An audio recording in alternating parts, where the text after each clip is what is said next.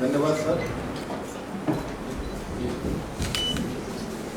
रयत शिक्षण संस्थेच्या दादा पाटील महाविद्यालयात आणि या महाविद्यालयाच्या ह्युमॅनिटीज इंटरनल ऑथॉरिटी ॲश्युरन्सेस महाराष्ट्रातील प्रागतिक इतिहास संस्था यांच्या संयुक्त विद्यमानं या ठिकाणी राष्ट्रीय परिषदेसाठी मला आमंत्रण दिलं. त्याबद्दल सर्वप्रथम महाविद्यालयाचे प्रशासनातील प्रमुख प्राचार्य डॉक्टर नगरकर सर, उपप्राचार्य मित्र डॉक्टर प्रमोद परदेशी सर, महाविद्यालयाच्या अर्थशास्त्र विभागाचे प्रमुख doctor Kailas Gokhale sir, professor doctor Shende sir, या सत्रासाठी उपस्थित असलेले डॉक्टर संजय मराठे सर, या सत्राचे अध्यक्ष डॉक्टर विलास आवारे सर, राज्यशास्त्र आणि लोक प्रशासन परिषदेचे सर अध्यक्ष आहेत, आणि उपस्थित विद्यार्थी, सहकारी प्राध्यापक मित्रांनो, मी प्रागतिक इतिहास संस्थेचा एक पदाधिकारी आहे आणि प्रागतिक इतिहास संस्थेच्या संयुक्त विद्यमाने आपल्या या ठिकाणी या परिषदेचं आयोजन केलेलं आहे. आणि आपल्याच रयत शिक्षण संस्थेच्या SM जोशी महाविद्यालयामध्ये मी इतिहास हा विषय शिकवतो आणि मानवी विद्या शाखेमध्ये ह्युमॅनिटीज आणि सोशल सायन्स, खरं तर या दोन स्वतंत्र विद्याशाखा आहेत. पण आता आपण या दोन्हींना इंटरडिसिप्लिनरी असं समजून एकत्रित करून त्याच्या संदर्भामध्ये मला जी दिलेली वेळ आहे मी 25 मिनिटं बोलेल. 25 मिनिटं म्हणजे तुम्हाला त्यात 25-30 मिनिटं बोलेल. 25 मिनिटंच बोलेल मी शक्यतो. आपण पुढचे 5 मिनिटं वाढवू शकतात आणि ते तुम्हाला कदाचित बरे पण वाटतील.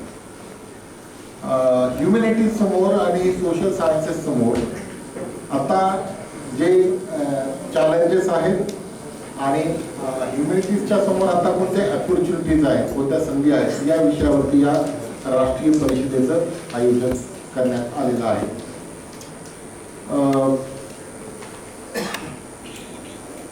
मला असं म्हणायचं आहे की सध्याच्या कालखंडामध्ये, सध्याच्या समकालीन काळामध्ये आपल्या समोर ज्या मानव विद्याशाखा आहेत, इन्क्लुडिंग सोशल सायन्स, ज्यामध्ये इतिहास, समाजशास्त्र, राज्यशास्त्र, तत्वज्ञान, साहित्य, म्हणजे साहित्य म्हटलं की हिंदी, मराठी सगळे विषयाचा समावेश झाला.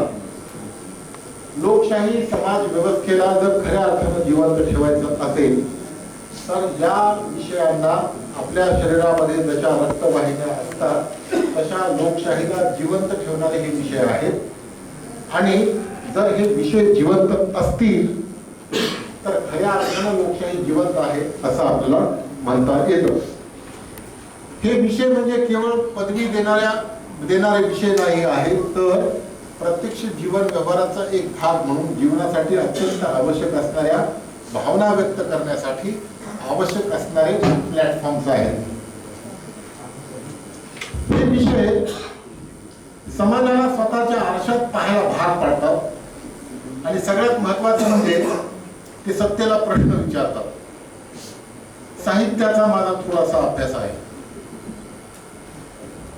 रामधारी सिंह दिनकर नावाचे साहित्यिक, हिंदी साहित्यामध्ये ज्यांचं अत्यंत मोठं नाव आहे, आपण सर्वांनी ऐकलं असेल. एक प्रसंग त्यांच्या संदर्भामधला सांगतो. रामधारी सिंह दिनकर हे खूप मोठे साहित्यिक होते. जेव्हा एका प्लॅटफॉर्मवरती एक खूप मोठे राजकीय नेते आणि या दोघांचा प्रसंग आला आणि त्या राजकीय नेत्याचा थोडासा पाय घसरला, चढत असताना कदाचित कुणाचाही घसरू शकतो, तेव्हा रामधारी सिंह दिनकर यांनी त्यांना सहारा दिला आणि ते पडण्यापासून त्यांना वाचवलं. मग व्याख्यानामध्ये बोलताना ते असं म्हणाले, जब जब राजनीति लड़खड़ाएगी साहित्य उसे सहारा देगा. जब जब राजनीति लड़खड़ाएगी साहित्य उसे सहारा देगा. राजनीति लड़खड़ाने का समय 12 सालों से आ चुका है और हमारे साहित्यिक चुप बैठे हैं। हमारे सोशल साइंटिस्ट खुद को मानते हैं, स्वतःला जे सामाजिक शास्त्रज्ञ मानतात ते चुप्प बसलेले आहेत, तर मी चुप्प बसणाऱ्यापैकी नाही आहे, कारण मी रयत शिक्षण संस्थेमध्ये प्रोफेसर म्हणून काम करतो आणि रयत शिक्षण संस्थेने आम्हाला व्यवस्थेची चिकित्सा करण्याची मुभा दिलेली आहे। नंबर 2, आणि मला तुमच्याकडनं ते अपेक्षित, सर्वांकडनं अपेक्षित आहे।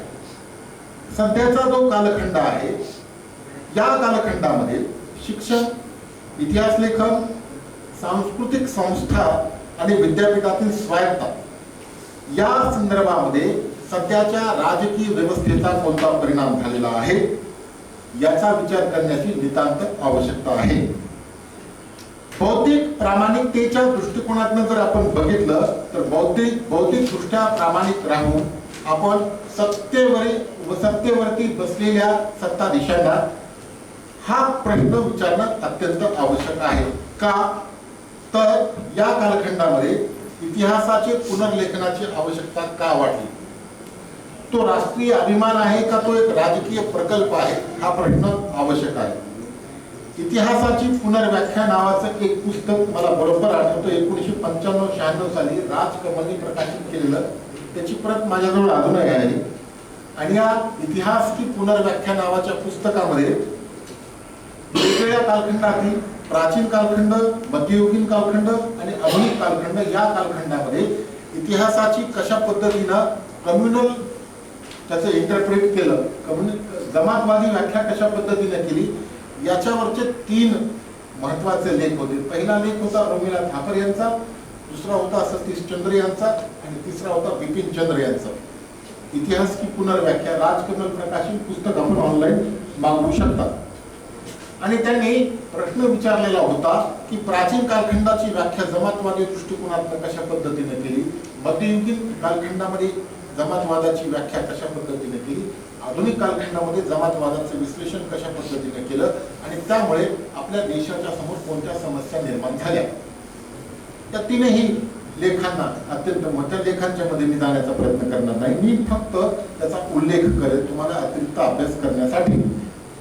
इतिहास म्हणजे काय या प्रश्नांची उत्तरं अनेक इतिहासकारांनी वेगवेगळ्या पद्धतीने देण्याचा प्रयत्न केलेला आहे। स्मृतींचं राजकारण किंवा भूतकाळ किंवा ज्या गोष्टी आपण विसरत नाही त्याला इतिहास म्हणा। आता इतिहासाची काही प्रत्यक्ष हीच व्याख्या तुम्हाला सांगणं मला आवश्यक वाटत नाही, कारण तुम्हाला इतिहासाच्या बऱ्याचशा व्याख्या आहेत। आणि ending dialogue between past and present, भूतकाळ म्हणजे वर्तमान काळ आणि इतिहास म्हणजे वर्तमान काळ आणि भूतकाळ यांच्यामधला कधीही न संपणारा संवाद, अशी आपण व्याख्या करू।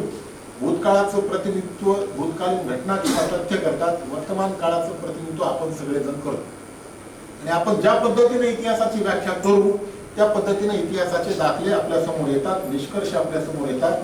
प्रतीकांचं राजकारण असतं, वेगवेगळ्या गोष्टींचं राजकारण असतं आणि ते आपल्या सोयीसाठी कशा पद्धतीने केलं जातं हे आपण समजून घेऊ शकतो। दुसऱ्या शब्दामध्ये कोणता इतिहास लक्षात ठेवायचा, कोणता विसरायचा। मागील वर्षांमध्ये आपण बघतो की ज्या पद्धतीने छत्रपती शिवाजी महाराज यांच्या इतिहासाच्या बद्दलचं भान समाजामध्ये निर्माण झालेलं आहे, ते काय एकदम निर्माण झालं? छत्रपती शिवाजी महाराजांनी अफजल खानाचा काय बाहेर काढला, त्याचं उत्तर कोथळा असं उत्तर येतं। लहान 4थीच्या मुलाला जरी विचारलं व्हॉट मीन बाय कोथळा, शरीरातल्या कोणत्या भागाला कोथळा म्हणतात, हे आपल्या मनावरती कोणी बिंबवलं, का बिंबवलं, हा प्रश्न आपण अत्यंत गांभीर्यानं विचारला पाहिजे। कारण समकालीन कालखंडातल्या राजकीय इतिहासाला आपण हळूहळू धार्मिक रंग कशा पद्धतीने दिला आणि त्या धार्मिक रंगामधून इतिहासाचे निष्कर्ष कशा पद्धतीने पुढे आले। मागच्या 10 वर्षामध्ये NCERT मध्ये जो मुघलकालीन इतिहास होता तो आता बाजूला गेलेला आहे। म्हणजे मध्ययुगीन कालखंडातील राज्यकर्ते जे होते ते दूर गेलेले आहेत। त्याचं उत्तम उदाहरण मागच्या वर्षीच्या छावा नावाच्या चित्रपटात नवनवीन रेकॉर्ड्स प्रस्थापित केले, हे कुणाच्याच लक्षात आलं नाही, हा सरकारचाच अजेंडा आहे। औरंगजेबाला ज्या पद्धतीने आपल्या समोर पेश केला, औरंगजेब कुठल्या देशाचा होता? अफगाणिस्तानचा होता, पाकिस्तानचा होता, ब्रह्मदेशाचा होता का भारताचाच होता?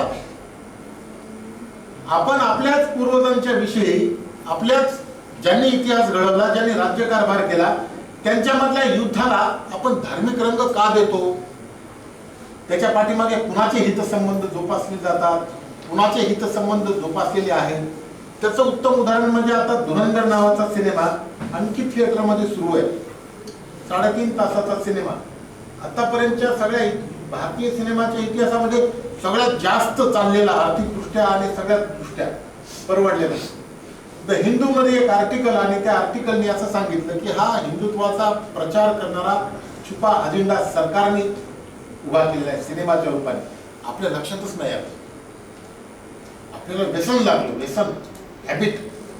सुरुवातीला दारू पिणारा माणूस, ती दारू किती वाईट असो, मला तर काही त्याचा अनुभव नाही, पण ती खडू असते असं म्हणतात. म्हणजे आमच्या घरात बाकीच्या सदस्यांना अनुभव आहे, आपण काही अनुभव नको घ्यायचा, विषयाची परीक्षा नको या न्यायाने. पण मतलब दारू पिण्याचा नाही, दारू पिल्यानंतरचे जे परिणाम आहेत ते आम्हाला हवे.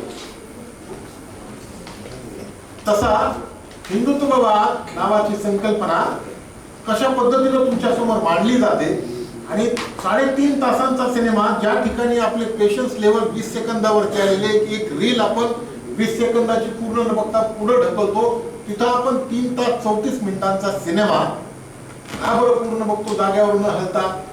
म्हणजे आपल्याला आपलं जे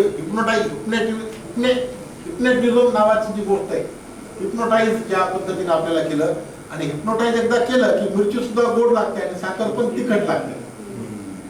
हिप्नोटिझम नावाची गोष्ट, तुमच्यापैकी जर कोणी हिप्नोटाईज झाला असेल किंवा तुम्हाला जर ती कला येत असेल तर तुमच्या हे लक्षात येईल की ते जसं सांगेल तसं एका हाताने पण ते घागर उचलू शकतो, काही पण करू शकतो. त्याचा व्यक्ती हिप्नोटाईज व्हायला पाहिजे.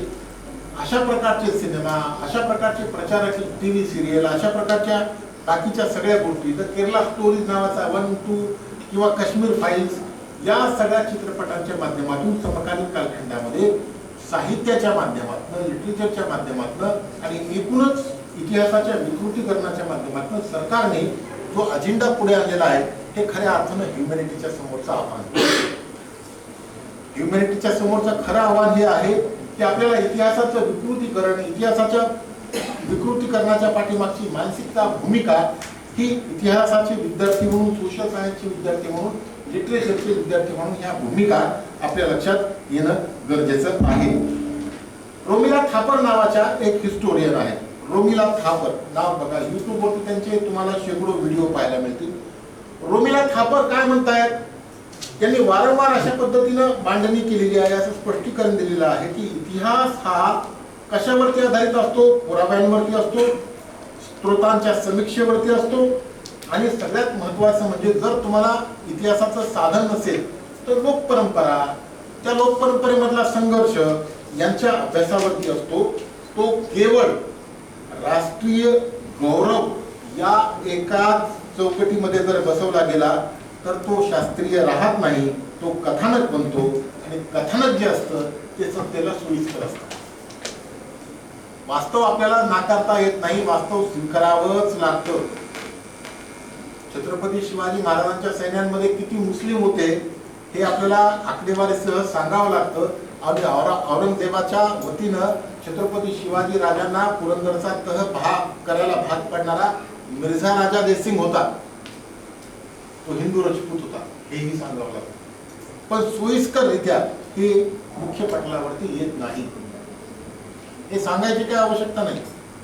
ज्या पद्धतीनं, ज्या कौर्याने छत्रपती शिवाजी महाराजांचा एकेरी उल्लेख झाला म्हणून यांची गोविंद पानसरेंची हत्या होते, आणि आम्ही आमच्या सिनेमात, साहित्यात सगळ्या ठिकाणी औरंगजेबाचा उल्लेख औरंगे असा करतो, त्याचा गौरव केला जातो. ही गंभीर गोष्ट आहे. एक इतिहासाचा प्रोफेसर, इतिहासाचा विद्यार्थी, इतिहासाचा शिक्षक या नात्याने मला असं वाटतं ऐतिहासिक पात्रांच्या सोबत आपण छेडछाड करता कामा नये, पण ऐतिहासिक पात्रांच्या सोबत छेडछाड करावी असा सरकारनेच आपल्याला अजेंडा दिलेला आहे. आणि आता तर नवीन NEPच्या धोरणामध्ये आपण त्याला दोंडच नाव दिलेलं आहे, इंडियन नॉलेज सिस्टीम, भारतीय ज्ञान प्रणाली. ज्या भारतीय ज्ञान बोर्ड ऑफ स्टडीजचा मी इलेक्टेड मेंबर आहे, मी नॉमिनेटेड नाही, इलेक्टेड मेंबर आहे आणि माझी ही रिस्पॉन्सिबिलिटी आहे की मी चिकित्सा करावी, विद्यापीठाच्या धोरणांची चिकित्सा करावी, BOS मधल्या सदस्यांची चिकित्सा करावी आणि सोशल सायन्समध्ये जर अशा प्रकारचं कोणतं सरकार प्रणित गंडांतर येत असेल तर दॅट्स माय फ्रीडम, मला हे स्वातंत्र्य आहे की मी त्याची चिकित्सा करावी आणि मी ती करेन. आणि मी ज्या संस्थेमध्ये शिकतो त्या संस्थेने आम्हाला चिकित्सा करण्याचं स्वातंत्र्य दिलेलं आहे आणि मी ते माझं स्वातंत्र्य अबाधित ठेवायला फार इच्छुक आहे, उत्सुक आहे आणि ते ठेवेल. त्याचा परिणाम काय होतो? याचा परिणाम असा होतो की विद्यार्थी भूतकाळाचं जे गुंतागुंतीचं स्वरूप आहे ते समजून न घेता त्याला सोपं कसं करायचं हे शिकतात. तुम्ही जर महाविद्यालयामध्ये जर प्रोफेसर म्हणून शिकत असाल तर आता अत्यंत गंभीर स्थिती आहे. म्हणजे आमच्या विषयाची बाकीच्या विषयाची देखील असतात. विद्यार्थ्यांना BSc म्हणजे काय कळत नाही, OE म्हणजे काय कळत नाही, IKS म्हणजे काय कळत नाही आणि हेच व्यवस्थेला पाहिजे, मुलांना कळायला नाही पाहिजे. मुलं आता 8 तास जर मोबाईल बघत असतील तर मुलांना कळणार कसं? कळणारच नाही. आम्ही मुलांना असाइनमेंट दिली, तुम्हीच रील तयार करा, आम्ही तुम्हाला त्याचे मार्क देऊ. कारण सिलेबसमध्येच रील तयार करा, व्हिडिओ तयार करा, ऑडिओ तयार करा आणि आमच्या साहेबांनी सांगितले त्याच्यातनं पैसे कमवा. म्हणजे तरुणांच्या समोर किती मोठं हे आहे, काय म्हणतात, ऑपॉर्च्युनिटी आहे. मागच्या 5-7 वर्षापूर्वी भजी तळायला सांगितली आणि आता रील तयार करायला सांगितलं की उत्पन्नाचं साधन आहे असं सांगितलं. आणि ते खरं आहे. आमच्या महाविद्यालयातल्या काही गुणवान विद्यार्थ्यांना त्यांच्या रीलला काही लाखांमध्ये व्ह्यूज आहेत. आता ते SM जोशी कॉलेज केलं तर तुमच्या लक्षात येईल. पण त्या रील काय आहेत ते मी तुम्हाला सांगत नाही, तुम्ही तर स्वतः पाहू शकता. याच्यामुळे काय होतं?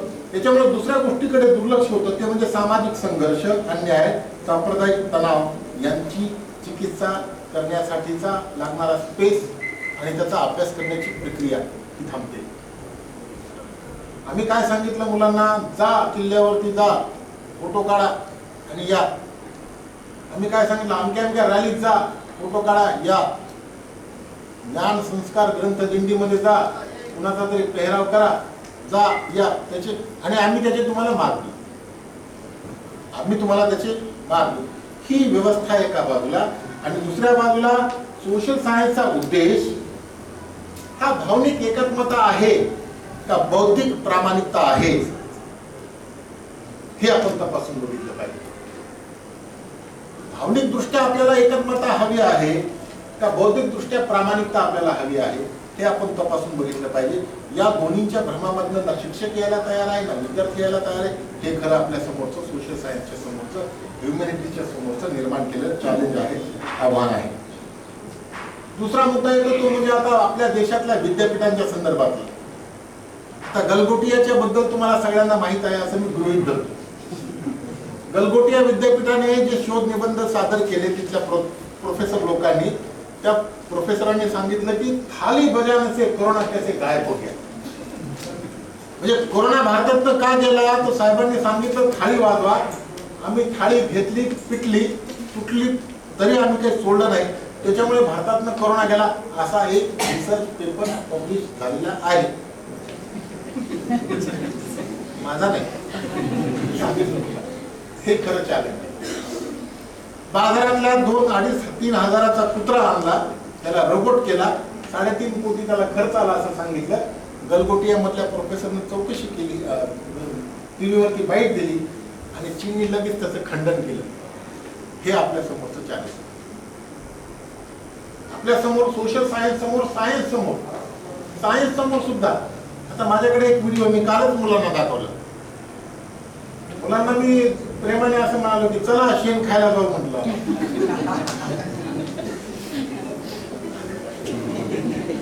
त्यातला एक मुलगा मला चपाती सोबत घ्यायचं. कोणत्या पातळीवरती आपण नाही, शेण खायचे व्हिडिओ आलेले बघ. कॅन्सर दूर करायचा असेल तर शेण खा, ते बहुत बढिया लगता है. आता मला वाटत नाही आपण तो अनुभव घेऊ, तर आपण विचार बुद्धीने करतो, भावनेने नाही. आणि भावनेनं जर आपण विचार करायला लागलो तर निश्चितपणे आपल्याला शेणातून देखील कॅन्सरचे सेल्स नष्ट झाल्याचे जाणवेल. हे आपल्या सरकारचा अजेंडा आहे, हे आपल्या समोरचं खरं चॅलेंज आहे. म्हणजे इतिहासामध्ये प्रेमचंद नावाचे एक साहित्यिक आहेत हिंदी साहित्यामध्ये. दुःख काय असतं त्यांच्या साहित्यात दिसतं. त्यांच्या साहित्यामध्ये कुठल्याही अशा प्रकारच्या त्याला काय अंधश्रद्धेला खतपाणी घालणाऱ्या संकल्पनांचा आधार त्या नायक घेताना दिसत नाही, उलट तो नायक परिस्थितीला शरण जातानाही दिसत नाही, तो त्याचा सामना करताना दिसत. संघर्ष हे सूत्र आपल्याला दिसतं. हे आपल्या ह्युमॅनिटीच्या समोरचं खरं चॅलेंज आहे. कारण आपल्या समोर ज्या पद्धतीनं हे पात्र नव्याने येत आहेत ते आपल्या समोरचं चॅलेंज आहे. म्हणजे विद्यापीठाच्या समोर कोण आहे ते विद्यापीठ? प्रागतिक इतिहास संस्थेच्या वतीनं मागच्या महिन्यामध्ये एक वर्कशॉप होणार होतं औरंगाबादला. ते ऐन वेळेला आदल्या दिवशी रद्द झाल्याचं जाहीर करण्यात आलं. त्यांचं असं म्हणणं होतं की याच्यामध्ये जे प्रमुख वक्ते आहेत ते शासनाच्या विरोधात, ऐन वेळेला ते कॅन्सल झालं. ते ऑर्गनाईज आपल्याला शिक्षण संस्थेच्या एका महाविद्यालयामध्ये होईल आणि तुम्ही जर काही इच्छुक विद्यार्थी असाल त्याला आम्ही तुम्हाला नक्की सरांना सांगू, तुम्हाला त्या ठिकाणी येता येईल. म्हणजे आपली स्वायत्तता जास्त महत्वाची आहे. विद्यार्थी आंदोलन जे करतात त्याच्यावरती आदिम प्रेमजी नावाचं बंगलोरमध्ये एक विद्यापीठ आहे. या विद्यापीठामध्ये मागच्या आठवड्यामध्ये काही एका विद्यार्थी संघटनेच्या विद्यार्थ्यांनी दुसऱ्या विद्यार्थी संघटनेच्या विद्यार्थ्यांवरती हल्ला केला, प्राणघातक हल्ला केला आणि नाव विचारून हल्ला केला. जर मुस्लिम असेल तर हल्ला केला. शेवटी मुलांवरती ज्यांनी हल्ला केला त्यांना सोडून देण्यात आलं आणि जे मुस्लिम आहेत त्यांच्यावरती गुन्हे दाखल करण्यात आले. म्हणजे मुलगी विद्यापीठात शिकते, तिने अत्यंत गांभीर्याने माझ्यासोबत या विषयावरती चर्चा केली. म्हणाले हे काय आहे पप्पा, व्हॉट इज दिस, रबिश असा शब्द वापरला गेला. हे आपल्या समोरचं चॅलेंज आहे, ते आपल्याला नाकारता येत नाही. प्राध्यापक, त्यांच्यावरच्या चौकशा, कुलगुरू नियुक्ती, त्याच्यावरती असलेला राजकीय प्रभाव, या सगळ्या गोष्टींचा प्रभाव येणाऱ्या जनरेशनवरती पडताना आपल्याला दिसतो. ते आपल्या समोरचं मोठं चॅलेंज आहे, आव्हान आहे. वैचारिक शिस्त ही तितकीच महत्वाची आहे. वैचारिक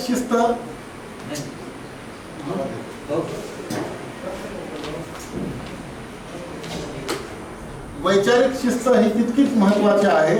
कारण संशोधन हे कमी झाले तरी हरकत नाही, पण भीतीचं वातावरण निर्माण होता कामा नये. भीतीचं वातावरण निर्माण होता कामा नये. कारण विद्यार्थी आणि शिक्षक, प्रोफेसर यांच्यातलं जे वातावरण आहे ते जर मैत्रीवरती आधारित असेल तर ज्ञान निर्मितीला संधी मिळू शकते. इथं संधी, ऑपॉर्च्युनिटी. म्हणजे मला माझ्या विद्यार्थ्यांच्या सोबत बोलताना मी बिनधास्त असलो पाहिजे.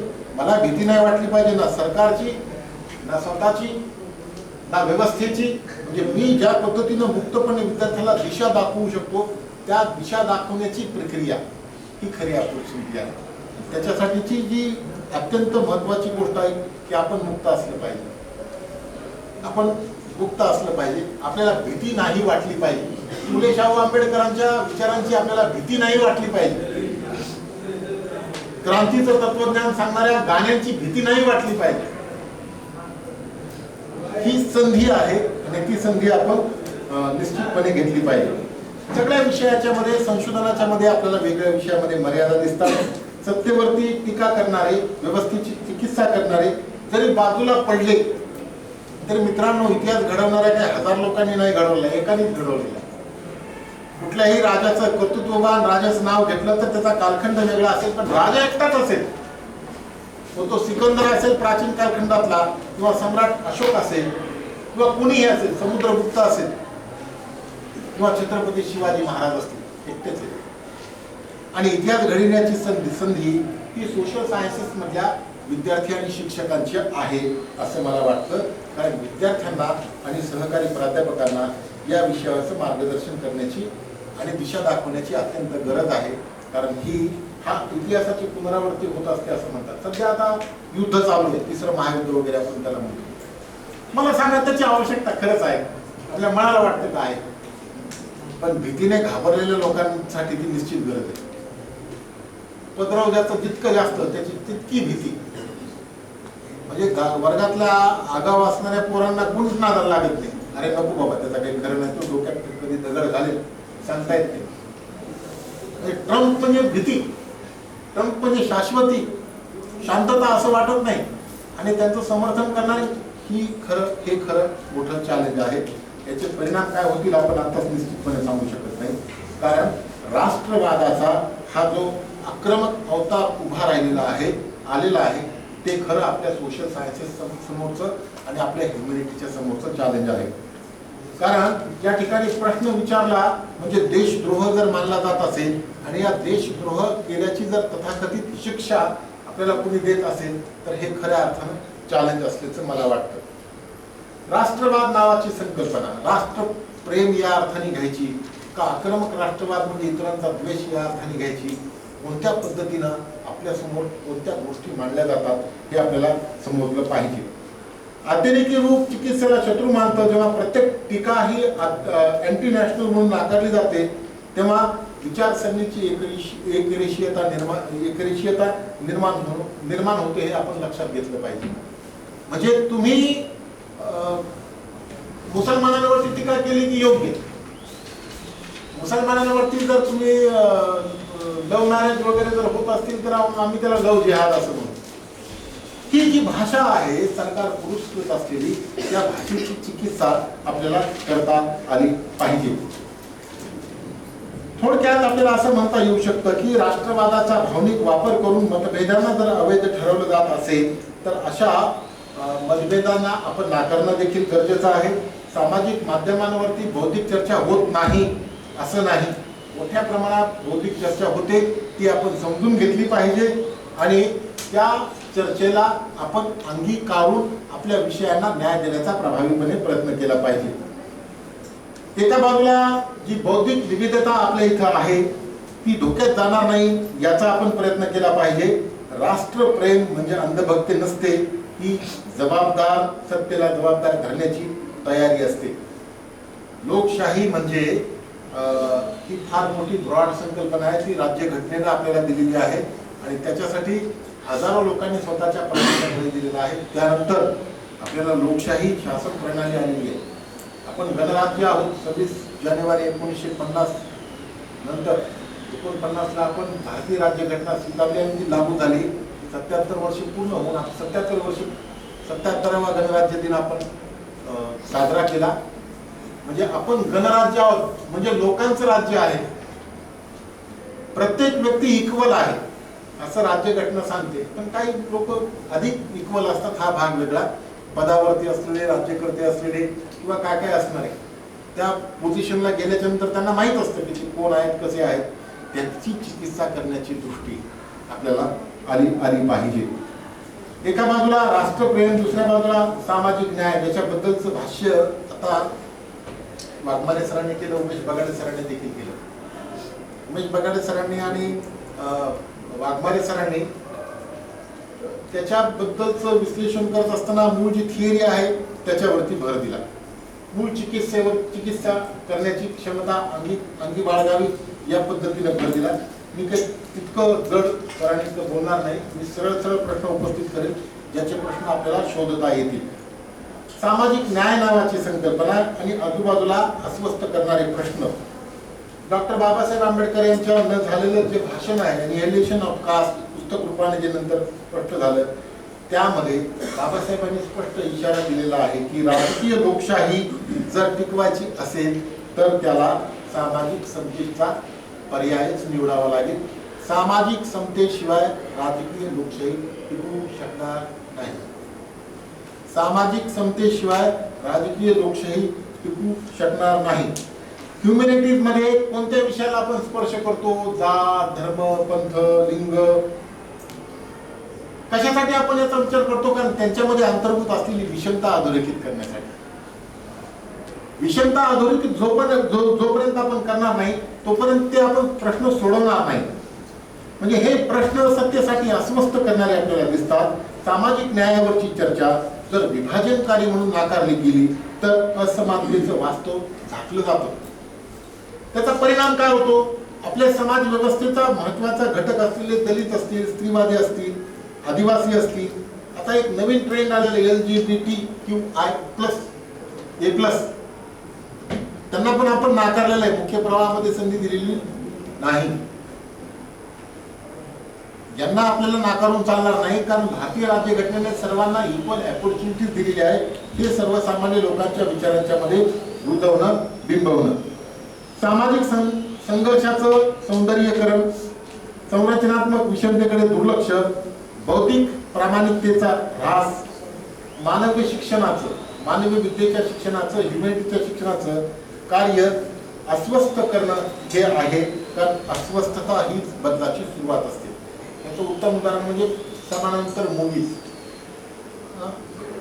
70-80च्या दशकामध्ये दूरदर्शनवरून आणि एकूणच श्याम बेनेगल आणि गोविंद निहलानी यांनी जे सिनेमा तयार केले ते भारतीय समाज व्यवस्थेचं अंतरंग उलगडवून दाखवतात आणि ते आपल्याला अस्वस्थ करतात. आता आपण अस्वस्थ होणं पसंत करत नाही. आपल्याला मनोरंजन पाहिजे, हॅपीनेस पाहिजे, आनंद पाहिजे. हम साथ साथ है सिनेमा असेल किंवा हम आपके है कोण असेल. आता त्यात हम आपके है कोण नावाच्या सिनेमाने आपल्याला वेळ लावला. त्या सिनेमामध्ये अस्वस्थ करणार आहे ते मला आहे. भाभीचा ती मरते, ती किती अस्वस्थ करते. पण त्याच्यातले जे कॅरेक्टर्स आहेत त्या कॅरेक्टर्स मधले आंतरसंबंध, त्या कॅरेक्टर्स मधले रिलेशन आणि एकूणच कमर्शियल त्याला असलेला टच हे आपण समजून घेतला पाहिजे. पॅरलल मूवी, समानांतर मूवी तुम्हाला अस्वस्थ खऱ्या अर्थाने करतात. मी तुम्हाला धर्मवीर भारती नावाचे हिंदी साहित्यामध्ये बोलले. सूरज का सातवा घोडा नावाचा एक सिनेमा आहे. त्याला बरेच 30-40 वर्ष झाली.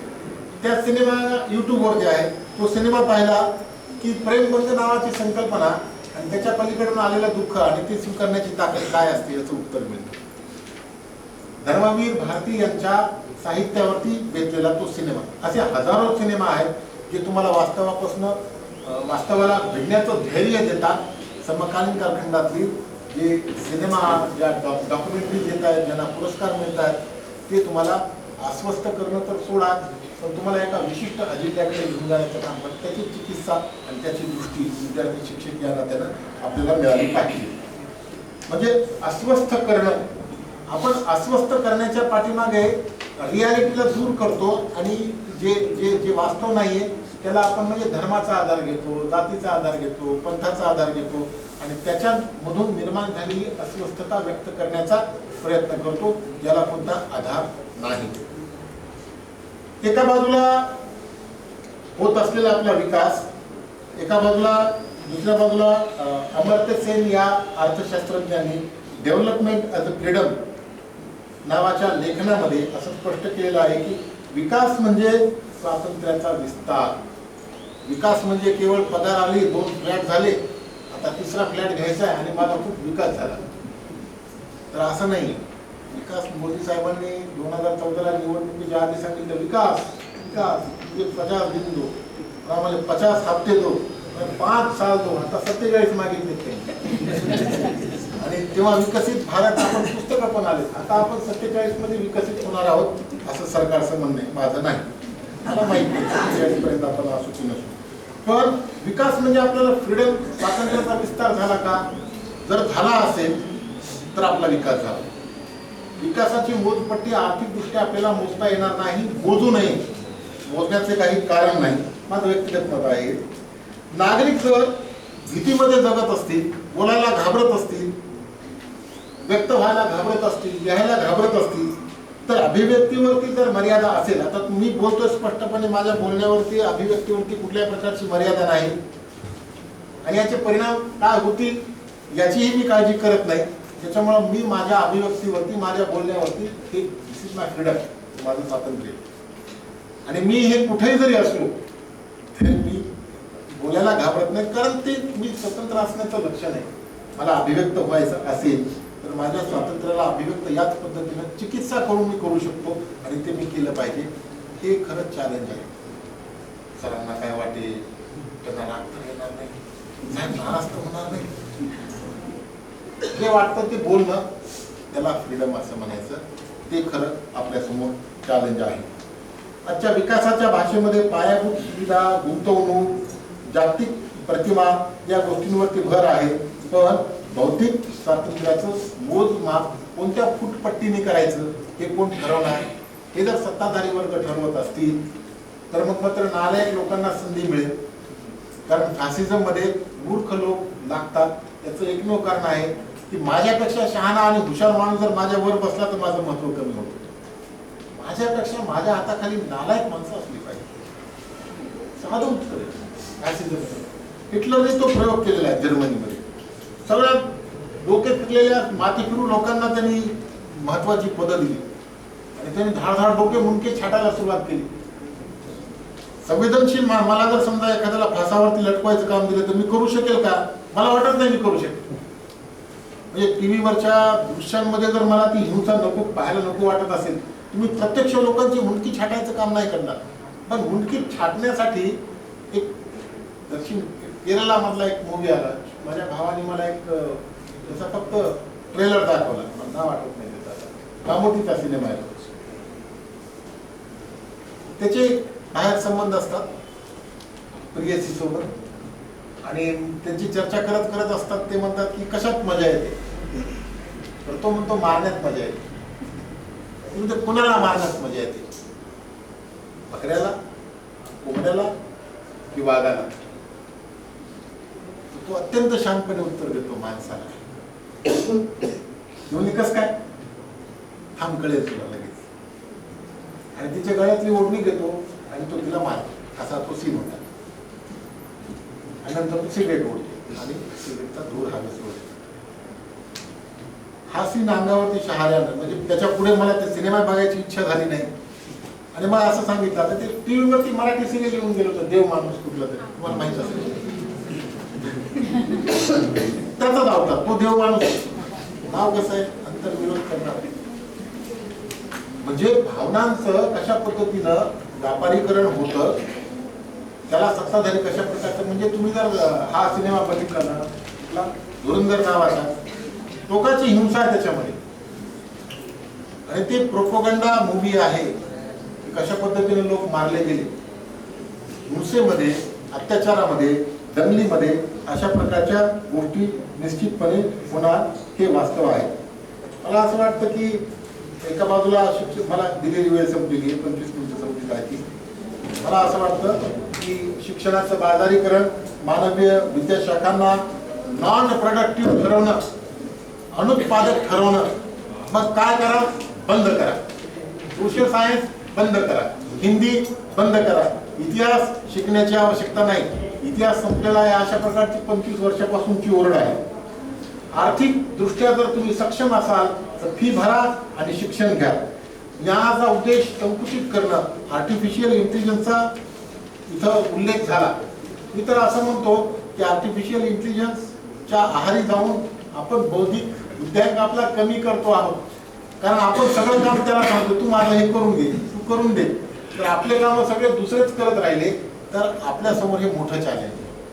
त्याचा वापर करावा, पण बुद्धिमत्ता मात्र आपल्या स्वतःची वापरावी असं मला तरी वाटतं. सांस्कृतिक क्षेत्रावरती वाढत असलेला दबाव, आर्टिकल 15 नावाच्या सिनेमाने जे आपल्या सामाजिक समाजामध्ये असलेली विषमता आहे ती उघड केली. पण अशा कलाकृतींना विरोध करणं, बहिष्कार घालणं, धमक्या देणं या सामान्य गोष्टी झालेल्या आहेत. त्या गोष्टी आपण गांभीर्याने समजून घेतल्या पाहिजे. त्याचा परिणाम जो होणार आहे तो परिणाम आपण समजून घेतला पाहिजे. की आता काय झालेलं आहे, उजव्या राष्ट्रवादाची एक लाट जगभरामध्ये आलेली आहे आणि उजव्या राष्ट्रवादाचं प्रतिनिधित्व ट्रम्प तात्या करतायत. त्याचे परिणाम काय होतोय आता जग, हे आपल्याला हळूहळू लक्षात येईल. अमेरिका, हंगेरी, पोलंड, ब्राझील या देशामध्ये शिक्षण आणि इतिहासावरती प्रभाव टाकण्याचे प्रभावीपणे प्रयत्न सुरू आहेत. मग आपण काय करू शकतो? विद्यार्थी शिक्षक या नात्याने 5च मिनिटात संपतील मला दिलेल्या वेळेमध्ये. मग आपण काय करू शकतो? आपल्या समोर जितकी आव्हानं आहेत तितकी संधी आहे. डिजिटल माध्यमाने आपल्या विचारांना अभिव्यक्त करण्याची अपॉर्च्युनिटी दिलेली आहे, संधी दिलेली आहे. विद्यार्थी पूर्वीपेक्षा जागतिक संदर्भ अभ्यासू शकतात, जागतिक संदर्भ अभ्यासू शकतात, स्वतंत्र संशोधन करू शकतात. पॉडकास्ट, पर्यायी प्रकाशनामध्ये वाढ झालेली आहे, त्याच्यावरती आपले विचार मांडू शकतो. सामाजिक चळवळीमध्ये मानवी अभ्यासकांची भूमिका महत्वाची आहे. दडपशाही वाढली की प्रतिकार वाढतो, हा इतिहासाचा नियम आहे. म्हणजे तुम्हाला रवीश कुमार आणि ध्रुव राठी या दोघांना मी सजेस्ट करेन. त्यांचे जे व्हिडिओज असतात ते कशा पद्धतीने अभिव्यक्ती, कुणाला घाबरत नाही. आणि ते असं म्हणतात की अकल हमें किसी ने गोली मार दी तो मार दी, आज नहीं तो कल तो मरना ही है. जिंदगी तो बड़ी होनी चाहिए, लंबी होने से क्या फायदा. बड़ी घाबरायचं काही कारण नाही. थोडक्यात जर इतिहास जर प्रचाराची बंद बनत असेल तर समाज अंध होऊ शकतो. जर विद्यापीठ गप्प बसत असतील तर लोकशाही पोकळ होऊ शकते. आणि प्रश्न विचारणं जर गुन्हा असेल तर विचार मारायला वेळ लागत नाही. ह्युमॅनिटी मानवीय विद्याशाखा आज त्या संघर्षामध्ये आहेत हे आपल्याला नाकारता येत नाही, पण या संघर्षामधूनच त्यांची खरी ताकद उभी राहू शकते. जोपर्यंत एखादा विद्यार्थी असं विचारत नाही की हा एकच दृष्टिकोन आहे का, तोपर्यंत मानवीय ह्युमॅनिटी जिवंत आहे असं म्हणावं लागेल. जोपर्यंत प्रश्न आहेत तोपर्यंत उत्तर आहेत, उत्तरांना दृष्टिकोन आहेत. आणि जोपर्यंत ह्युमॅनिटी मानवीय जिवंत आहे तोपर्यंत सत्तेला आरसा दाखवणारा विवेक देखील जिवंत राहू शकतो. आणि जर आपल्याला आपला विवेक जिवंत ठेवायचा असेल तर सोशल सायन्सेसमध्ये चर्चांना, प्रश्नांना आणि त्या उत्तरांना, डिबेटला आपण संदर्भासहित घेऊन जाणं अपेक्षित आहे. मला इथं बोलण्याची संधी दिली त्याबद्दल धन्यवाद. अभ्यासपूर्ण मुद्देसूद आणि परखड शब्दात आपल्या विषयाची मांडणी करून उपस्थितांना